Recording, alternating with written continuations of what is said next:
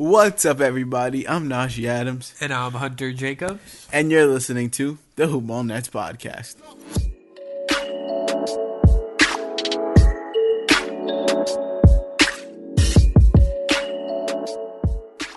Okay, so we have a special episode today. It's not about recapping any type of Nets games, but it's just this idea that we came up with that we hadn't heard on another podcast and combines a whole bunch of stuff that we loved. So we hope you guys enjoy it. But before we get into that, make sure you follow us on Twitter at HoopballNets. Make sure you subscribe to us on iTunes. You can look up Hoop Dashboard. You can look up Brooklyn Nets. You can look up Hoopball Nets. You can look up anything. Just make sure you subscribe. Leave a rating and a review. Hopefully 5 stars. Hopefully a good rating. Hopefully a good review. But if not, then make sure to leave us constructive criticism or what you think we did right, what you think we did wrong. We appreciate it. We're reading all reviews on the podcast. And shout out to Hawaiian Isles Kona Coffee Company for sponsoring this podcast and every other Hoopball podcast. You can find them on Twitter at Hi Kona Coffee, HIKONA Coffee, or you can look them up on Amazon at Hi Kona Coffee. Their coffee is amazing. Make sure you guys go check it out. And thank you yet again. Okay, so with all that out of the way, the idea that we came up with is we simmed the Nets season from here on out on NBA 2K19, and we're going to tell you exactly what happened, what trades they got offered, what trades they made, what trades they didn't make, who got injured, season stats, playoffs, how that worked out, who they drafted, what pick they got, off-season acquisitions, all that type of stuff. And at the end, we're going to give you their roster going into next season.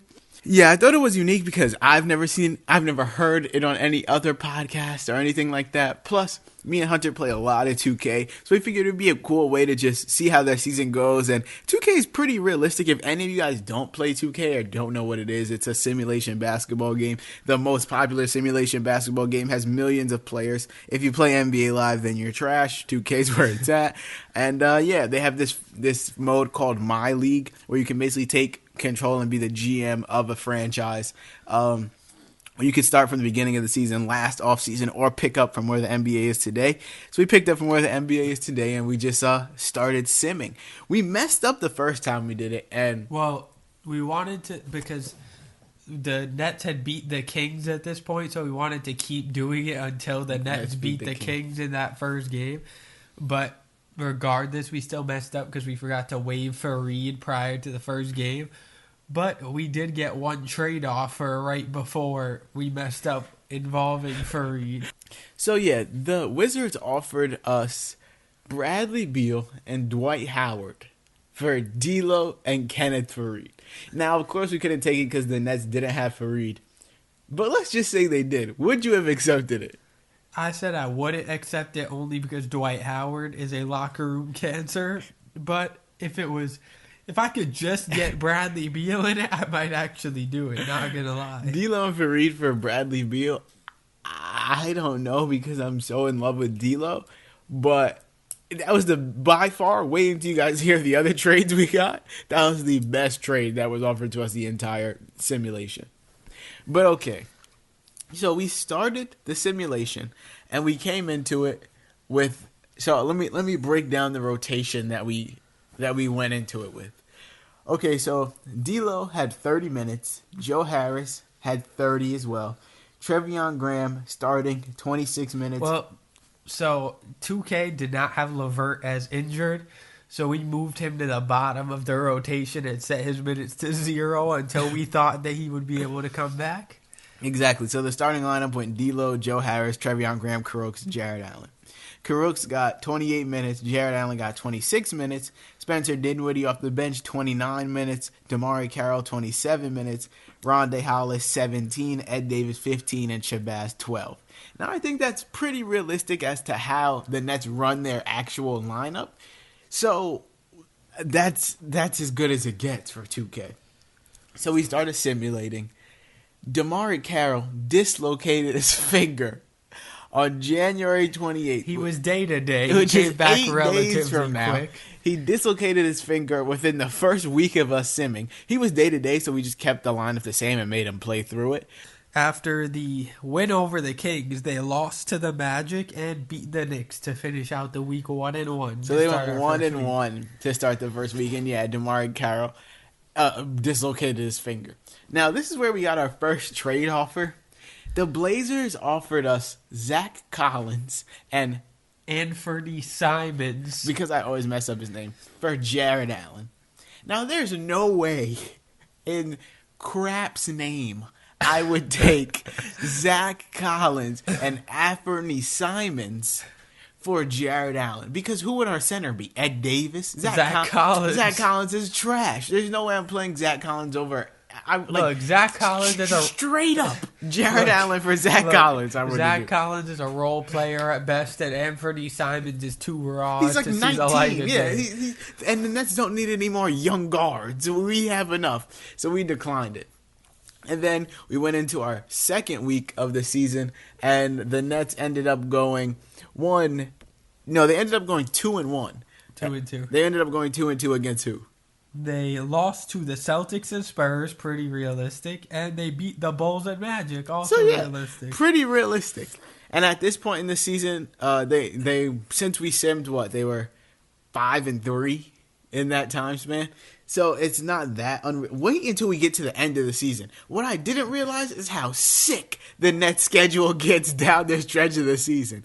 But after that, the Lakers offered us. After that was the AllStar Captain's Draft. Yeah, the AllStar Game. We went to see who the rosters were and if D'Angelo Russell made the game.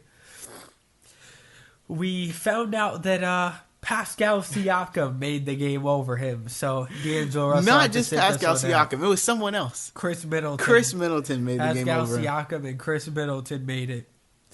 And the two people who wound up missing it were Victor Oladipo and D'Angelo Russell. And who were the two captains? The two captains were James Harden and Joel Embiid. And so I personally chose for who? I chose for Embiid? Yeah. I chose for Team Embiid. Now tell them what my team came out as. His starting lineup is far worse than Team Harden's. Joel Embiid's starting lineup was Embiid, Kevin Durant, Anthony Davis, Kyrie Irving, and Kemba Walker. That's sick. Sure, that's a good five. But Harden also has him and Steph Curry in the backcourt, LeBron and Kawhi as the two forwards, and then Blake Griffin. But my team is full of depth. So tell them how my bench destroys James Harden. Najee's bench contains Russell Westbrook and Paul George. Bang.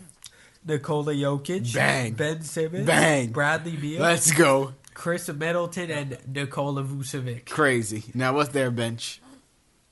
Damian Lillard. Okay. Karl Anthony Towns. Okay. Rudy Gobert. Oh, this work is trash. Kyle Lowry. Trash. Andre Drummond. Trash.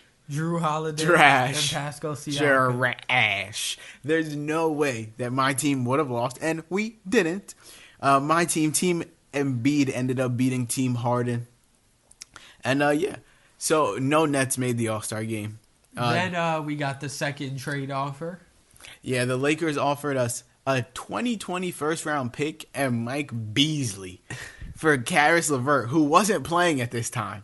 So his value was lower. But there's no way that the Lakers pick in 2020 will be anywhere inside the top 15, and Mike Beasley might be out of the league by 2020. So there's no reason that the Nets would ever take that trade. And then we got our third trade offer. This one's kind of interesting. This one was decent, but still not accepted. Buddy Hield and Nemanja Bjelica for D'Angelo Russell. Now, Bjelica is interesting. No, it's not. That's the wrong person. Buddy Hield is interesting. But he won't really have Bjelica won't do anything for the Nets.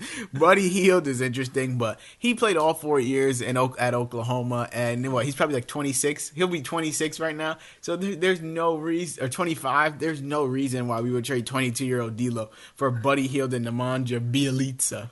There's absolutely no reason we do that. So by this time, we were nearing the trade deadline. So the trades started flowing in, which is why we haven't got to the next week of action yet, because all these trades were offered in this week. And the last trade we got before the trade deadline was Jahlil Okafor and a 2019 top 3 protected pick from the Pelicans for Spencer Dinwiddie. Now, Jahlil Okafor is trash. There's no other way to slice it. Jahlil Okafor sucks. And the Pelicans are not bad enough for their top 3 protected pick to be worth Spencer Dinwiddie. And that week, the Nets went 3-0 with 3 wins against the Bucks, Nuggets, and Bulls. And then they have 2 more games before the All-Star break against the Raptors and Cavs, and they caught 2 L's. Lost to the worst team in basketball, the Cleveland Cavaliers. And around this time, DeMar Carroll came back and got injured again. He bruised his right shoulder on February 11th and was out 1 to 2 weeks. That was during the Raptors game. Yes.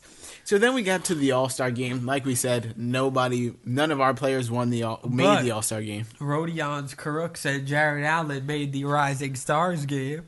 They did. Well, it was not it was the Team USA versus Team World, and Kurucs made the Rising Stars game. What do you mean? It'll always be the Rising Stars game. Team USA versus Team World. Kurucs made obviously Team World, and Jared Allen made Team USA. And Kurucs had 4 points and 5 rebounds in 19 minutes.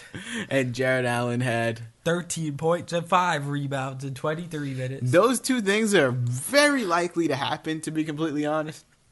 Because Jared Allen and Rodions Kurucs are 2 of the younger, better players. Not better. Of course, there's better young players in the league. But in this game, when it comes to that, Rodions Kurucs is definitely one of the better international players. In case you wanted to know who stole the show in this game, it was Gershon Yabusele. Had 17 points with 2 blocks on 5 of 8 shooting in 15 minutes. So after he stood out, the dancing bear. After the All-Star game, imagine being named the dancing bear. That's crazy. So yeah, by this time, we bought Caris LeVert back. The exact date is the 21st. It was right before the Nets play the Blazers. So we put him in the lineup, and we were assuming everyone is healthy. So the lineup at that point is D'Angelo Russell, Caris LeVert, Joe Harris, Rodions Kurucs, and Jared Allen. That is what we hope the starting lineup is and think it will be at this time. And we have D'Angelo Russell, Caris LeVert, and Joe Harris all playing 28 minutes.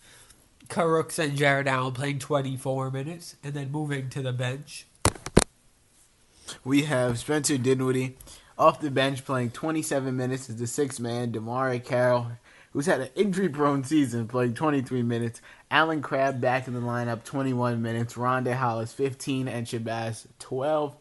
We didn't give Treveon Graham or Jared Dudley any minutes because we hope. No, I don't want to say we hope that's what happens. I hope that's what happens for Jared Dudley. Treveon Graham, I believe he'll fall out of the rotation.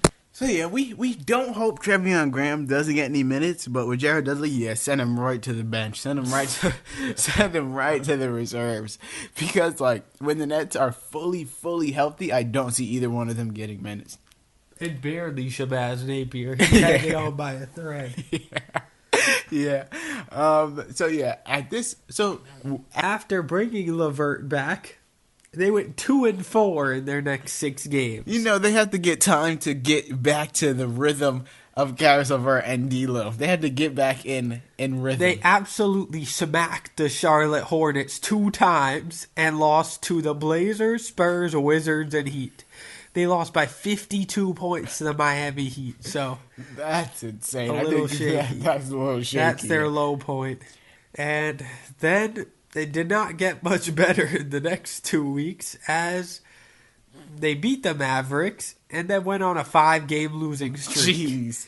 They lost to the Cavs, the Hawks, the Pistons, the Thunder, and the Jazz. Which are all none of that is out of the realm of possibility. That could all happen. The Cavs, the Hawks. Except the Cavs. And the Hawks. And the Hawks, yeah. The last 3, yes.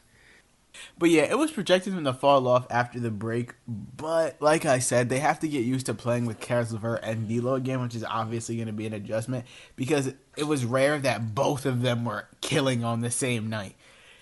So after that, we were at about March 17th. And they lost to the Kings 105-128, but beat the Clippers by almost 30. and then they lost to the Lakers. After playing his former team, the Lakers, D'Angelo Russell on March 23rd suffered a deep right thigh bruise, and he was day-to-day, so we just had him play through it. And then not even a week later, his backcourt buddy, Spencer Dinwiddie, got injured on March 30th with a broken right ankle, and he was out 4 to 6 weeks. And missed the rest of the season. Yeah. Spencer Dinwiddie missed the rest of the season. And then we moved, so to deal with that, we moved Shabazz Napier to 6-man, gave him 27 minutes per game, and gave 10 minutes to Trevion Graham and 3 more minutes to Rondae Hollis-Jefferson. So now we get to their super sick end of the season schedule. And in real life, I fear for them if they don't have at least a 4-game lead over the 9th seed at this point. So starting on March 16th, they play the Jazz. And then, okay, it gets a little simple. The Clippers, the Kings. They play the Lakers on March 23rd. And then they play the Blazers, the Sixers, the Celtics, the Bucks, the Raptors, the Bucks, the Pacers. And then they end the season with the Heat. They don't have an easy game. But that 7-game stretch, that's straight playoff teams, and each of them are probably going to be top 4 seeds in their conference. That will test them to the max. Test them. So 2K had them losing to the Blazers, beating the Sixers, beating the Celtics, beating the Bucks, losing to the Raptors, the Bucks, and the Pacers, and then for the last game of the season, beating the Heat to barely get into the playoffs as the 7th seed. And once the season ended, so this is how the end of the season stats went. So KD won MVP. He averaged 27 points, 7 rebounds, 5.6 assists, 1 steal, and 1 block. Had a 50-90-40 season. He shot 53% from the field, 90.7% from the free throw line, and 44% from 3. That man absolutely bodied. And then Luka Doncic won Rookie of the Year. He averaged 18, 7, and 6 on 47% shooting. And our man Spencer Dinwiddie, despite breaking his ankle, fights through and wins 6-man of the year. Wins 6-man of the year, 16.4 points, 2.1 rebounds, 4.5 assists, 46% from the field. We were happy he won 6-man of the year because we think he might actually win it in real life. Anthony Davis won Defensive Player of the Year. This is where things got a little crazy. And somehow Jordan Clarkson won Most Improved Player. Sure, his numbers went up on the season, but he's also having high volume on the worst team in the league. He averaged 18 points, 2.6 assists, 3.1 rebounds on 46.2% from the field. Like 18, 3, and 2. That's nothing. Like people call Wiggins a bust for averaging 18, 3, and 2. And yeah, like that's nothing. And then Coach of the Year was Nick Nurse because the Raptors went 64 and 18. They were first in the division, first in the conference. And then going over more awards, All-NBA first team is who you'd expect. Harden, Westbrook, KD, Paul George, Joel Embiid. Oh, not who you'd expect. Yeah, Steph Curry made the second team. Westbrook. LeBron made the second team. Anthony Davis made the second team. Third team, Luka Doncic made it. Kawhi made it. And then the only other thing that Annette is on, Rodion Kurucs made the all-rookie second team. Yeah, the all-rookie second team is Wendell Carter, Marvin Bagley, Shai Gilgeous-Alexander, Kevin Knox, and Rodion Kurucs. So the Nets finished the season 39 and 43. Which is slightly disappointing, but it is possible that happens. And they still made the playoffs. They were the 7th seed going up against the Celtics. Unfortunately, that is the worst matchup for the Nets. If they play the Pacers or the Sixers, I believe they could win a series. But if they face the Bucks, keep in mind they didn't have Spencer Dinwiddie because he still broke his ankle. But if they play the Bucks or the Celtics or the Raptors, I do not think they have a chance. But if they play the Pacers, I really think they go win the playoff series. So they played the 2-seeded Celtics in the first round. They ended up losing that series in 5 games. Okay, so before we get into that, let me just go over how the rest of the league shook up. The Celtics were the 2 seed. The Pacers were the 3 seed. The Sixers were the 4. Bucks 5. Wizards 6. Nets 7. Heat 8. That last game of the season that the Nets beat the Heat made them make the playoffs. The Hornets are the team that fell off the most. Yeah, they ended as the 10 seed. 32-50. And then in the Western Conference, the Warriors, the Nuggets, the Rockets, the Spurs, the Jazz, the Thunder, the Lakers, and the Trailblazers all made the playoffs. And at the end of the season, our players ended up... So the highest scoring player on the Nets at the end of the season was D'Lo. 18.4 points, 3.5 rebounds, 6.1 assists on 42.5% shooting. And then Karis LeVert, 16.4 points, 4 rebounds, 4 assists. Dinwiddie, 6th man of the year, 16.4. Joe Harris, 13. Jared Allen, 11 and 9 with 1.7 blocks. So it wasn't crazy. Shabazz Napier, 8. Rodion Kurucs, 9 points, 4.5 rebounds. Everyone had a basic season. Like, no one's season stood out. No one had a breakout year rest of the season. But back to the playoffs. Yeah, the Nets lost in the first round in 5 games to the Celtics. They actually won game 4, I think. That first game of the series, Kyrie. The first game of the season, Kyrie had 38, 6, and 10 on like 10 of 16 shoot on something crazy. He had 38, 6, and 10 on 15 of 30 shooting. 15 of 30. Still 50% from the field. So Horford had 15, 7, and 8. Tatum had 15 and 7. And Gordon Hayward had 24, 4, and 4. So they destroyed the Nets. But on the Nets side of the box score, it was really just Karis LeVert. 26 points, 6 rebounds, 2 steals. Everyone else had in between 10 and 14 points. Hollis Jefferson, Crabbe, Kurucs, D'Lo, Napier, and Carroll all had between 10 and 14 points. Which is the problem when you have a whole bunch of players that are good, but no player that's great. And then on to game 2. The Nets got blown out in that game at 135-114. Not even going to go over the box score. It was game 3 that the Nets won. They beat the Celtics 125-114. Karis LeVert had 23, 7, and 5. DeMar Carroll 21. D'Angelo Russell 20. And they held... They actually didn't play that good, well defense on the Celtics because Kyrie had 34 yet again. And then games 4 and games 5, it was basically just over. It was nothing that they could have done.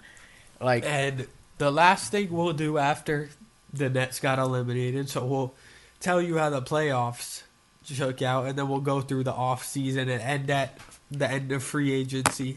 So after the Nets got obliterated in 5 games, the Warriors and the Raptors ended up being the 2 teams to make the NBA championship. Which is very possible that is the finals matchup. However, the things went a little bit crazy. So after it took that the Raptors 7 games to beat the Heat in the first round, and then they beat the Warriors in the championship in 5. And the Raptors win in 5.